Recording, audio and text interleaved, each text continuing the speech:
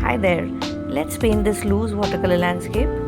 So when I say loose painting, it means that I will avoid defining most of the shapes in my painting. Having said that, I am still drawing certain lines, for example for the hut. I will also be drawing some lines for the hills or the trees so that I don't end up in a disproportionate and a messy painting. So while I work on the guidelines, I'll tell you about the paper that I'm painting this on. I'm working on a 220 GSM cotton paper sketchbook, and I would advise you to work on a 300 GSM paper for beginners, as it will be able to hold water for a longer duration and the colors will disperse much better. So the very first step to make this painting would be to paint the sky, and to do that I will thoroughly wet the paper because I want to make soft and scattered clouds. So once the paper is wet, all I need to do is scatter some pigment here and there in the shape of clouds, and it's going to disperse automatically on the paper. At places you will see that there are some hard edges, and that is because the paper is not sufficiently wet at that position. If you land up in such a situation and you want to fix those hard edges, all you need to do is run a brush with clear water and no color.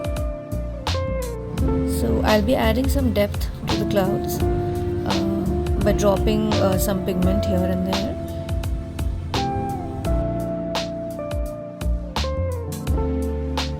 Moving on to painting the hills, the tree and the foliage, I'll repeat the step of wetting the paper. I'm using gamboge yellow in this part of the hill, as I'm assuming that the sunlight is falling on the objects from the right. The next color that I'm using is burnt umber, or you could even use burnt sienna, whichever color is available with you. Actually for gamboge yellow also you can use a chrome yellow or like a mustard kind of a color. And I'm adding some deep sap green to show a hill full of plantation.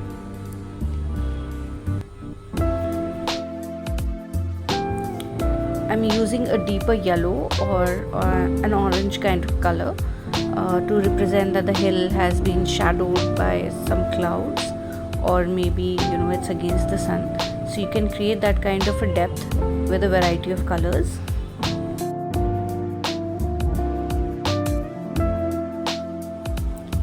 It's noteworthy, or rather magical, to see how the colors bloom into forms on its own.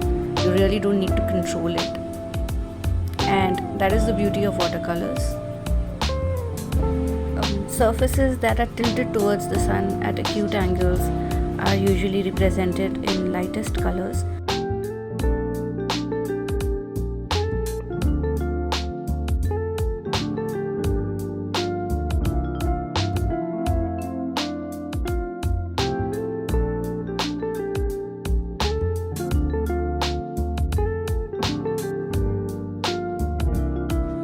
I'm using a sap green for the tree, and I will be using a deep sap green for the shadows, and I will be using the same burnt sienna that I used for the hills to make the trunk of the tree.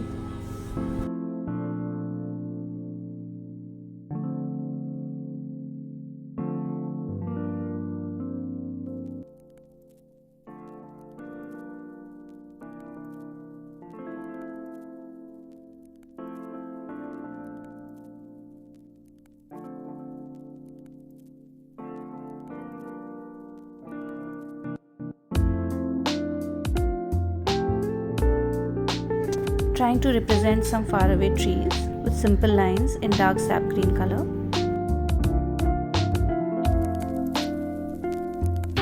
Adding some darker pigment of burnt sienna to show that this face is opposite to the sun, and that is why it's darker in color.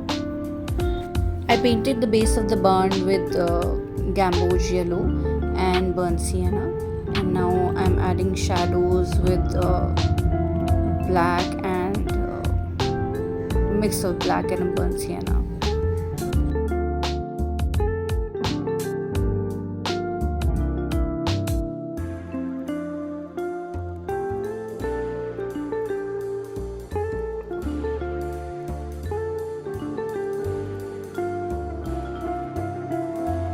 Creating the foliage by wetting the paper once again, adding some gamboge yellow, burnt sienna, and then finally some dark sap green. And just notice how I'm just putting blobs of watercolor onto the wet surface for it to bloom on its own without giving any shape in particular.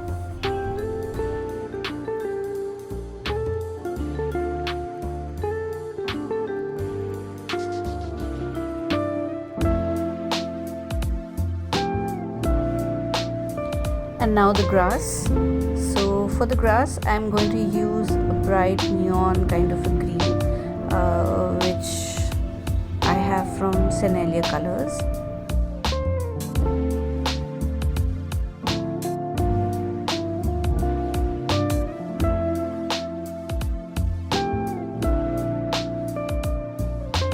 Again creating some depth in the grass with a sap green. I will be using darker tones to create shadows and razes in the surface of the grass.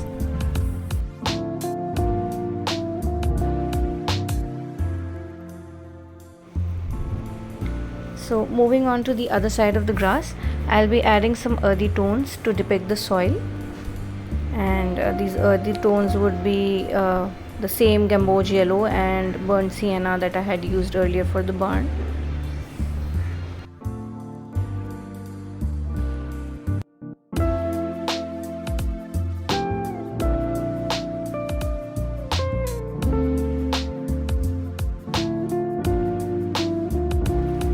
Painting the dirt road with burnt sienna and burnt umber, and I'll be adding some darker tones in the center of the road and near the grass.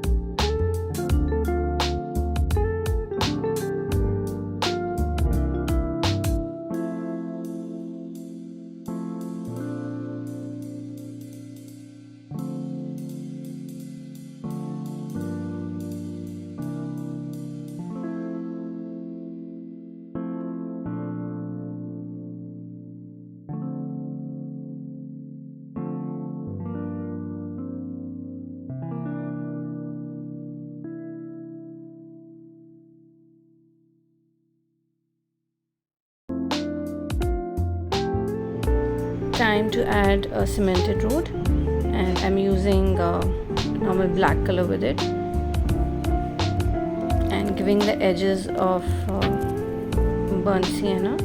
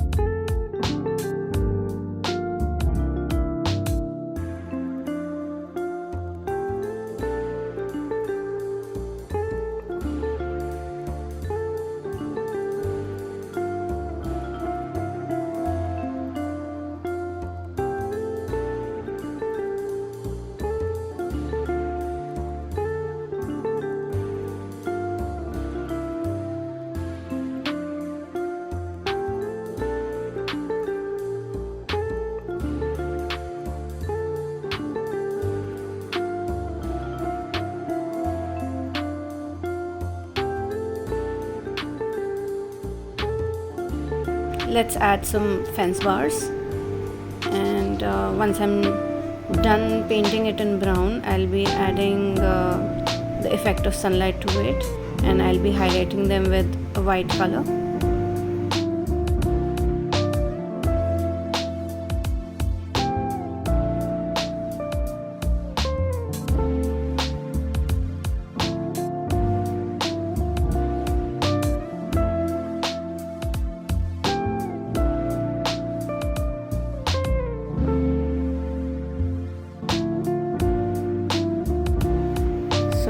Since initially we had assumed that the sunlight was falling from the right, that is why I'm highlighting all these bars towards the right.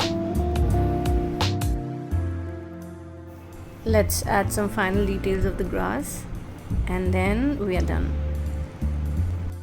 If you like this video, do not forget to subscribe to my channel and do press the bell icon so that you do not miss any future process videos from me. Thank you.